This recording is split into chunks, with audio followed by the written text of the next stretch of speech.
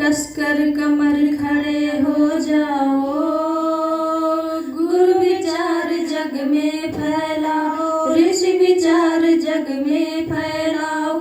यह परिवर्तन की यह राह है, सृजनशील अभियान चलाओ। यह परिवर्तन की बेला है, सृजनशील अभियान चलाओ। कसकर कमर खड़े हो जाओ, गुरु विचार जग में फैलाओ, ऋषि विचार जग में फैलाओ। यह परिवर्तन की बेला है, सृजनशील अभियान चलाओ।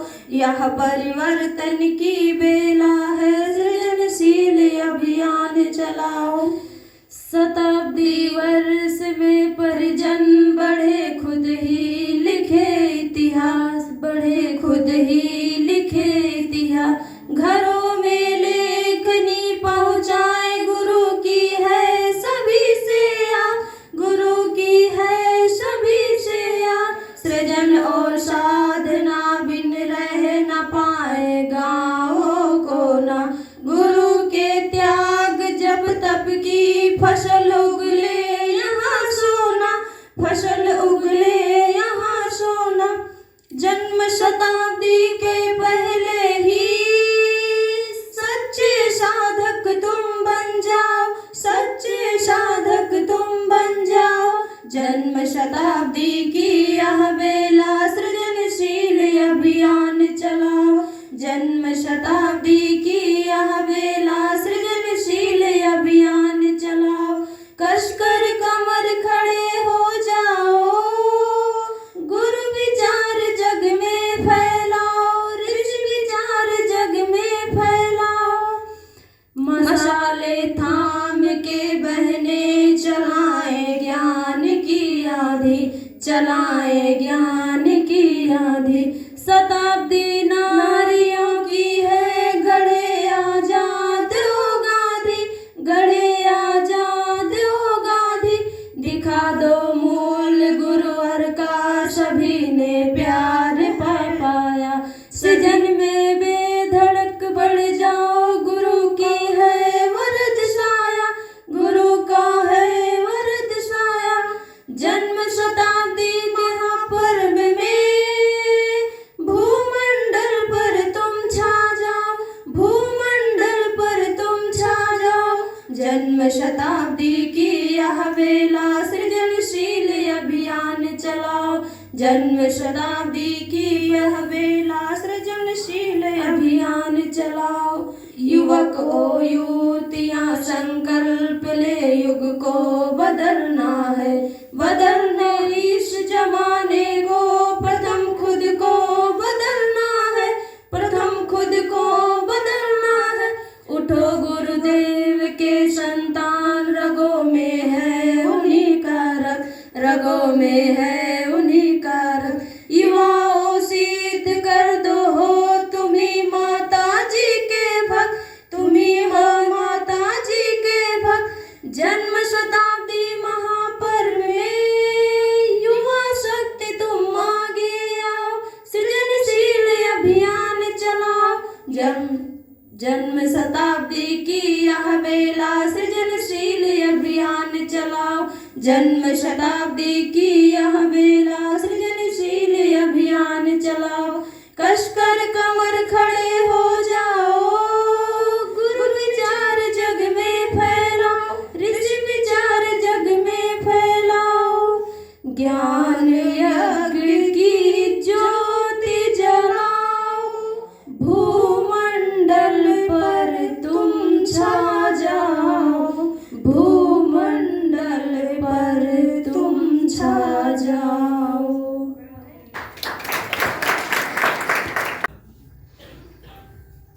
मैं जब स्टार्टिंग में जुड़ी थी, तो जब मुझे गायत्री मंत्र के बारे में पता चला था, तो मैं किसी को बताती नहीं थी। दीदी बोलती थी मतलब जो भी मिले सबको बताओ, जिसको भी बता पाओ। तो मैं बताती नहीं थी ये सोच के कि इसको करने से कंसंट्रेशन बढ़ता है, स्पीड बढ़ती है, तो किसी को बता दूंगी उनकी भी बढ़ जाएगी, तो उससे आगे हो जाएंगे। लेकिन ऐसी कोई बात नहीं है, जो चीज़ हमारे पास है अगर हम किसी को देते हैं तो वो घटती नहीं है बल्कि वो और ज़्यादा बढ़ती है। जैसे हमें कोई क्वेश्चन आता है, हम किसी को समझाते हैं तो उससे हमारी भी प्रिपरेशन और अच्छी हो जाती है। इसीलिए जो चीज़ हमारे पास है हम वो किसी को देते हैं तो वो और ज़्यादा बढ़ती है। तो मैं सबको बताने लगी थी ये सोच के कि वो गायत्री मंत्र करेंगी तो ऐसे मेरी दीदी बताई थी कि वो जितना करेंगी उसका थोड़ा सा मुझे भी मिलेगा तो मेरा ज़्यादा हो जाएगा।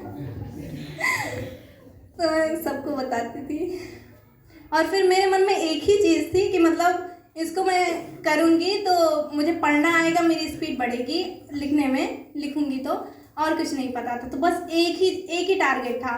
तो क्या होता था हमेशा एग्ज़ाम में, मतलब ऐसे जब एग्ज़ाम दे के आते थे, कभी कभी मैं कुछ छोड़ के भी आती थी तो सैड रहती थी। और मेरी जो फ्रेंड्स रहती थी वो बहुत मतलब एकदम कॉन्फिडेंस के साथ कि मैं सारा लिखी हूँ, मेरा सही भी है, मैं थोड़ा सैड हो जाती थी। लेकिन जब रिजल्ट आता था तो मेरी रैंक आती थी, उनका मुझसे नीचे रहता था। तो और ऐसे फिर लॉकडाउन हो गया। लॉकडाउन के बाद मैंने कभी मैथ में मैं फोकस नहीं करती थी। मतलब टीचर्स क्या होते हैं, जो बच्चा तेज है उसी पर फोकस करते हैं, बल्कि फोकस तो उस पर करना चाहिए जिसको कुछ नहीं आता है। उन्हें अगर आप समझा लेंगे तो आप अच्छे टीचर कहलाएंगे। लेकिन जिसको आता है अगर उसको समझ में आ गया तो समझा के आगे बढ़ जाते हैं।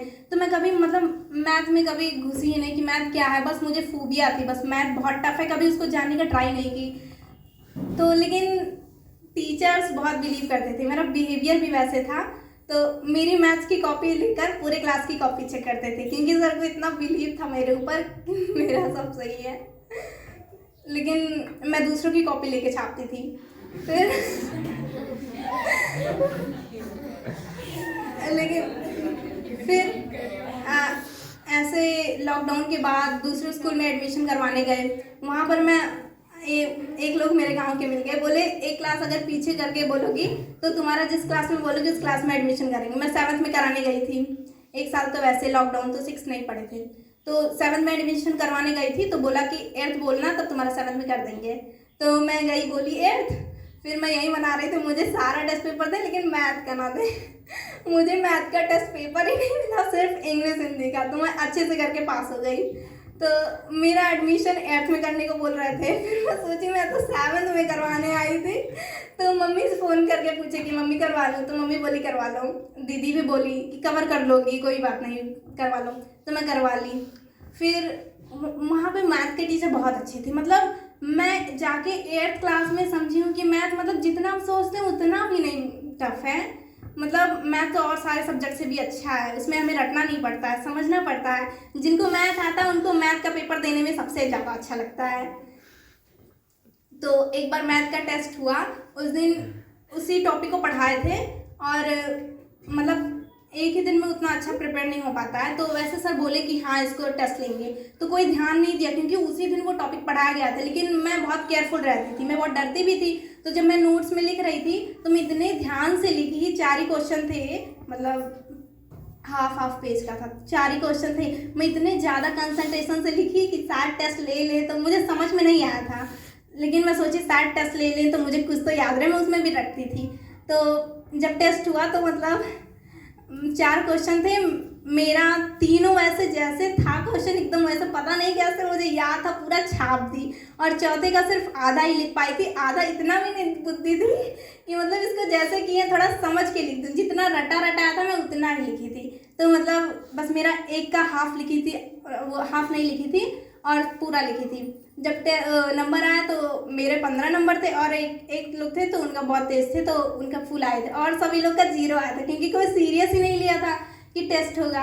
और मुझे भी नहीं समझ में आया था, बस मुझे रटा हुआ था तो मैं लिख दी थी। मतलब इतना ज़्यादा कंसंट्रेशन बढ़ता कि मैं कंसंट्रेशन से मतलब अगर कुछ लिख भी दे दी थी तो वो भी याद हो जाता था। फिर लॉकडाउन के बाद 8th क्लास में ना मतलब सर की क्लास ले पाते थे या फिर ऐसा कुछ भी नहीं, मतलब ऐसा फील नहीं आता था कि हम गायत्री परिवार के हैं, बस एक जैसे नाम रह गया था। तो उस क्लास में ना ही मतलब मैं किसी को गुरुदेव की पुस्तक देती थी पढ़ने के लिए, ना गायत्री मंत्र करने के लिए बोलती थी, ना गायत्री मंत्र उतना खुद भी करती थी। फिर 8th पास करके फिर यहाँ पे कोई स्कूल नहीं था तो मैं 9th में अयोध्या पढ़ने गई थी। मतलब जब हम 8th से 9th में जाते हैं तो बहुत प्रॉब्लम होती है, और वहाँ पर तो इतना ज़्यादा मतलब बहुत सब कुछ डिफरेंट था। तो गई। फिर वहाँ पे जब एग्ज़ाम आने वाला था फाइनल, तो मुझे लगता है मेरे पास तो कोई प्रॉब्लम ही नहीं आई आज तक, क्योंकि मैं छोटी छोटी चीज़ को संभाल ही नहीं पाती हूँ। मैं उस योगी नहीं हूँ, छोटी छोटी प्रॉब्लम को इतना ज़्यादा सोच के बड़ा कर लेती हूँ, तो बड़ी प्रॉब्लम कहाँ से आएगी, मतलब झेल नहीं पाती हूँ, इतने में ही परेशान हो जाती हूँ। तो ऐसे एग्ज़ाम आने वाला था, इतना ज़्यादा मैं डिप्रेस्ड हो गई थी, मतलब एकदम जैसे लास्ट स्टेज पर आ गई हूँ। तब मुझे गुरुदेव जी की याद आई। तो पता नहीं क्या हुआ, अचानक से इतना ज़्यादा परिवर्तन आ गया। जो सर 40 सूत्र बताते हैं, जैसे मेरे जीवन में 40 का 40 पूरा उतर गया है। मैं इतना ज़्यादा पढ़ने लगी थी कि अगर मैं रात को अगर 2 बजे उठ गई, अगर मेरी आँख खुल गई, तो मैं ऐसे टाइम पास नहीं करती थी कि फिर से नींद आ जाए फिर से सो जाऊँ। मैं उठ के पढ़ने लगती थी। 1 बजे खुल जाए 1 बजे, मैं टाइम से भी सोती थी, सुबह भी एकदम उठ के पढ़ती थी, माला करती थी, मंत्र लेखन भी करती थी, मतलब सब कुछ एकदम सिस्टमेटिक तरीके से। और फिर फालतू भी नहीं बोली थी। और मेरा मन अंदर से, जब आपका मन इतना पवित्र होता है तो इतना अच्छा फील होता है, ना किसी से ईर्ष्या करनी है, ना मतलब किसी से नफरत, कुछ भी मतलब नहीं। तो इतना पवित्र था हमेशा, मतलब दूसरों का कल्याण सोचना। तो और फिर मैं कोचिंग भी नहीं की थी, और मेरे क्लास में जितने भी लोग थे वहाँ पे सब लोग कोचिंग किए थे। तो बहुत लोग मुझे देख के छोड़ भी दिए थे कि मतलब ये कोचिंग नहीं करती है तो भी इसका आ जाता है। तो जब पेपर हुआ तो मेरा 80% आया था, और बाकी सब बहुत लोग क्लास में फेल थे, सभी लोग फेल थे, बस 7-8 लोग पास थे, तो मैं भी पास थी। और फिर लेकिन फिर जो 40 सूत्र उतरा था, फिर वो पता नहीं कहाँ चला गया। फिर वो फॉलो ही नहीं हो पाया, अचानक से आया था। मतलब मैं आज भी उसको याद करती हूँ, मतलब जैसे जादू हुआ था सच में। फिर वहाँ से मैं ट्रांसफ़र करवा ली थी। वहाँ पे मतलब मैंने जितने भी इतने सारे मैं स्कूल में पढ़ी हूँ, मैं 6-7 स्कूल में पढ़ी हूँ, लेकिन मेरा वेस्ट नहीं हुआ। मैं स्कूल जाती थी तो मतलब जीना तो आता नहीं था, काटती थी जैसे, क्योंकि सब कुछ जैसा मैं चाहती थी उस तरह था नहीं, मतलब जिस तरह मेरा माइंडसेट था। तो हर चीज़ में मैं अलग अलग देखी, हर एक चीज़ मैं इतनी केयरफुल थी, तो हर एक चीज़ नोटिस करती थी जो भी स्कूल में होता था। तो मैं जब मैं 9th में, जब मतलब वहाँ से मुझे ट्रांसफ़र करवाना था, मैं एक चीज़ सोची थी, मैं भी स्कूल खोलूँगी जहाँ पे सब लोग पढ़ने आए तो उन्हें आनंद आए पढ़ने में, मतलब वहाँ पे जीवन जीने की कला सिखाई जाए। इतना ज़्यादा हम लोग टेंशन ले लेते हैं, डिप्रेशन ले लेते हैं कि मतलब इतना जीवन मतलब इतना अच्छा है, लेकिन हम लोग जी नहीं पाते हैं क्योंकि हम लोग को जीना ही नहीं आता। और तो मैं सोची थी मैं भी स्कूल खोलूँगी, वहाँ पे मतलब फ़ीस बहुत कम हो, क्योंकि वहाँ का फ़ीस बहुत ज़्यादा था। इतनी मेहनत से देते हैं, और ऐसे नहीं देखना कि मतलब स्कूल बहुत बड़ा है तो वहाँ पे बहुत अच्छी पढ़ाई होती है,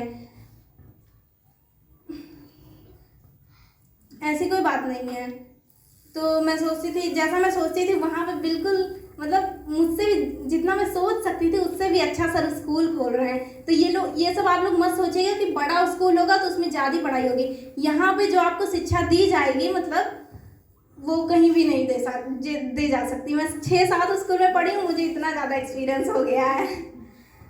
तो फिर मैं ट्रांसफ़र करवाई। मैं 10th में भी स्कूल नहीं गई, बहुत ज़्यादा प्रॉब्लम हुई ट्रांसफ़र करवाने में, तो 10th में स्कूल नहीं गई। फिर 11th में भी फिर मन ही नहीं करता था, मतलब सेल्फ स्टडी से। तो एक दिन मतलब यहाँ पे बस वो था ना कि हम गायत्री परिवार से जुड़े हैं, और मतलब फील नहीं आता था। फिर एक दिन यहाँ पर सर बुलाए तो यहाँ पर आए, तो यहाँ पे ऐसे लगा ना, पहले जब मैं 4th-5th में थी तो सर की रेगुलर कोचिंग में जाती थी, फिर यहाँ पर आए तो ऐसे लगता था मतलब जिस दुनिया से मैं आई हूँ वो दुनिया एकदम अलग है, यहाँ पर एक अलग ही दुनिया चल रही है। कुछ समझ में नहीं आता था। ऐसे दीदी को बताई, मतलब मुझे यहाँ पे आने में बिल्कुल भी अच्छा नहीं लगता था। तो सर से भी बोले सर मुझे आने में नहीं अच्छा लगता था, लेकिन सर बोले फिर भी आना। तो मैं आने लगी ना, मेरे अंदर इतना ज़्यादा परिवर्तन हुआ, और फिर मुझे अब मैं हर संडे का इतना ज़्यादा इंतज़ार करती हूँ, इतना ज़्यादा मुझे अच्छा लगता है कि मतलब ख़त्म ही ना हो, इतना ज़्यादा अच्छा लगता है। और फिर मेरा पढ़ने का मन नहीं करता था, एकदम मन ही नहीं लगता था, लेकिन जब से मैं यहाँ आने लगी हूँ मेरा पढ़ने में मन लगने लगा है, और बहुत सारे परिवर्तन हुए हैं। मैं रील नहीं देखती और पढ़ने में भी मन लगता है। और जैसे कोई चीज़ हम भगवान से मांगते हैं तो सर कहते हैं कद्दू नहीं मांगना, मांगने के लिए भी सद्बुद्धि होना चाहिए। मैं तो जो भगवान से मांगती हूँ मेरी पूरी हो जाती है। और जो नहीं पूरी होती है मैं सोचती हूँ कि मतलब वो सही नहीं था। भगवान से अगर कोई चीज़ कद्दू भी मांगनी होती है ना, तो मैं बोलती हूँ कि अगर ये सही होगा तो कर दीजिएगा, नहीं तो रहने दीजिएगा। और तो मेरी पूरी हो जाती है wish. When your heart is pure and true, then God has a way of making sure everything works out in your favor। मतलब आपका मन पवित्र होना चाहिए। तो भगवान से क्या, मैं ये नहीं सोचती थी 4th क्लास में कि मेरी रैंक आए, मैं बस ये सोचती थी कि मुझे पढ़ना है। मतलब अगर हम कुछ सोच रहे हैं तो ये नहीं भगवान से मांगना है कि जो हम सोच रहे हैं वो हो जाए। जैसे जो हम सोच रहे हैं वो बीज है, तो हमें भगवान शक्ति दीजिए, आत्मबल दीजिए कि हम उस बीज को अच्छे से मतलब उसका पालन कर पाएँ, ताकि मतलब उस सक्सेस को पाने के लिए उस रास्ते में हम चल पाएँ। और जैसे हमें कुछ भी करवाना है तो भगवान से मांगे कि मतलब मैं उसको प्राप्त कर सकूं, मुझे शक्ति दीजिए। ये नहीं मांगना कि मुझे वही दे दीजिए, क्योंकि वो दे देंगे तो आपको मतलब कदर नहीं रहेगी, और भगवान देंगे भी नहीं, क्योंकि जो भी परिस्थितियाँ आती हैं वो सब हमारे द्वारा ही होती हैं, भगवान नहीं देते हैं।